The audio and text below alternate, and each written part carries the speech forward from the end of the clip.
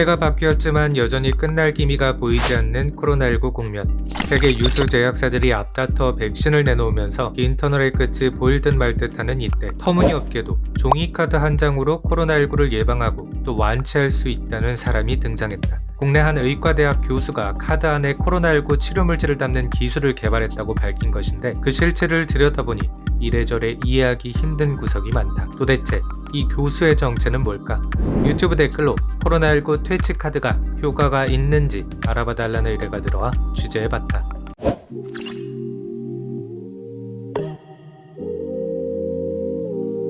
국내 한 지방소재대학교 의과대학에 소속돼 있는 A 교수. 그가 코로나19 억제 효과가 있다고 주장하는 카드는 의외로 서점에서 손쉽게 구할 수 있다. A 교수는 지난해 코로나19 치료 카드의 원천 기술과 이론을 담은 내용의 책을 출판했는데, 여기에 카드가 부록으로 동봉돼 있다. 웽이 책을 구매해 입수한 카드의 실물이다. 카드를 가위로 오려 잘라내 몸에 지니고 있으면 코로나19를 예방할 수 있고, 확진자라면 치료하는 데 도움이 될 수 있다고 A 교수는 주장한다. 도대체 어떤 원리일까?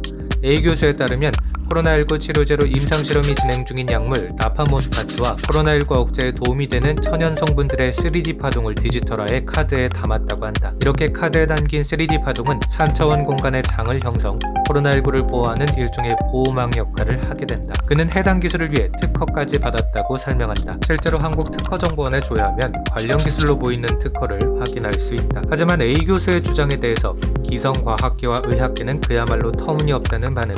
초파리 학자로 오랫동안 사이비 과학을 비판해온 김우재 전 캐나다 오타와대 교수에게 코로나19 카드가 과학적으로 근거가 있는지 물었다. 이런 질문에 대답해야 된다는 게 좀 처참하기도 하지만 과학적 타당성 전혀 없고요. 만약에 교수는 만약에 저걸 발명했으면 노벨상 줘야 돼, 노벨상. 그리고 저거 말도 안 되는 게, 지금 저게 가능하다면 왜 우리가 이렇게 어렵게 백신을 만들고 백신을 기다리고 그러고 있겠어요. 상식적으로 생각해도 말이 안 되는 일 아닙니까?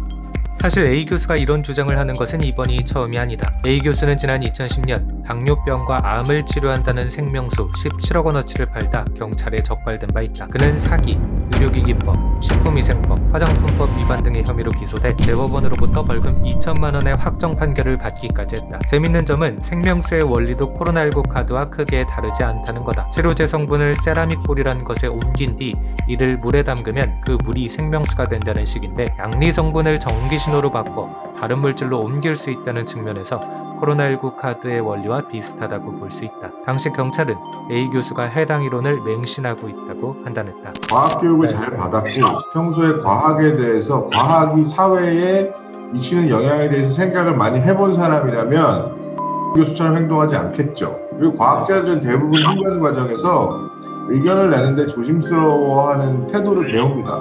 왜냐면 과학이라는 게 언제 뒤집힐지 모르거든요. 그런 거를 못 배운 거죠.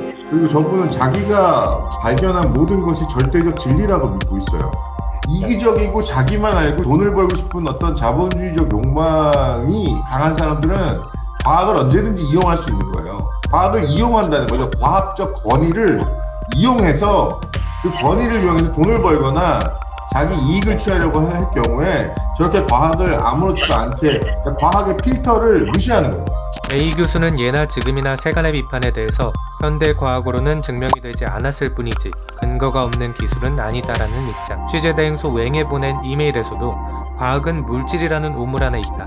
우물 밖을 벗어나면 감히 비교할 수 없는 넓은 세상이 나타난다며 과학의 오만이라고 말했다. 또 해당 카드를 지닌 사람들이 코로나19 확진자와 접촉하고도 감염을 피할 수 있었다며 4가지 사례를 소개하기도 했다. 아니, 저거 코로나 카드 검증하는 거 얼마나 쉬운지 아시잖아요. 카드 들고 코로나 환자들 있는 데 가서 안 걸리면 되는 거예요. 이렇게 쉬운 실험이 어디 있습니까, 세상에? 안 하잖아요. 근데 안 하잖아요. 못하는 거예요? 안 하는 게 아니라 못하는 거예요. 자기도 못할걸요? A 교수가 현대과학으로 설명할 수 없는 어떤 이론을 연구한다고 해서 문제가 될 건 없다.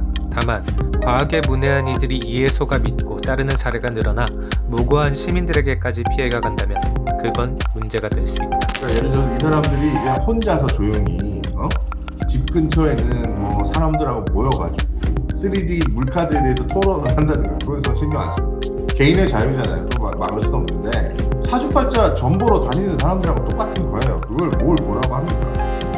공적 매체라든가 굉장히 규모가 큰 집단이라든가 이런 데를 통해서 자기의 그 말도 안 되는 의견을 내비치기 시작한다. 여기서부터 막아야 된다. 그냥 무시하면 이 사람들을 따라가는 일반인들이 있어요. 과학에 대해서 잘 모르는 일반인들이 이 사람들에게 현혹돼서 피해를 입는 사람들이 생깁니다. 지난 1월에는 고추대로 만든 차가 코로나19 예방과 치료에 효과가 있다고 홍보한 한의사와 업체들이 경찰에 적발된 바 있다. 고추대는 농약이 많아 현행법상 식용이 불가능함에도 해당 한의사는 유튜브 채널 등을 통해 과학적으로 검증되지 않은 정보를 지속적으로 전해왔다. 이란에서는 일부 시민들이 알코올이 코로나19에 효과가 있다는 가짜뉴스를 믿고 소독용 알코올을 섭취해 525명이 사망하고 95명이 실명하는 일이 벌어지기도 했다. 인포데믹 정보와 유행병의 합성어로 잘못된 진단과 처방법이 전염병처럼 퍼지는 현상을 의미한다. 세계보건기구 WHO는 미신 파괴자라는 전담팀까지 부리며 인포데믹에 대처하고 있다. 코로나19가 만든 불안과 공포, 그 불안과 공포를 먹이 삼아 그릇된 믿음을 전파하는 인간들. 우리의 적은 바이러스일까? 아니면 인간일까? 다시금 생각해보게 된다. 당신도 취재를 의뢰하고 싶다면 댓글로 의뢰하시라.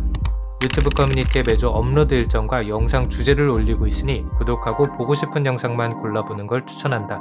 모두의 시간은 소중하니까. 지금은 최강 선진국 미국이 재활용해서 맥을 못 추는 이유가 뭔지 알아봐달라는 의뢰가 들어와 취재 중이다. 구독하고 알람 설정하면 조만간 취재 결과가 올라올 거다.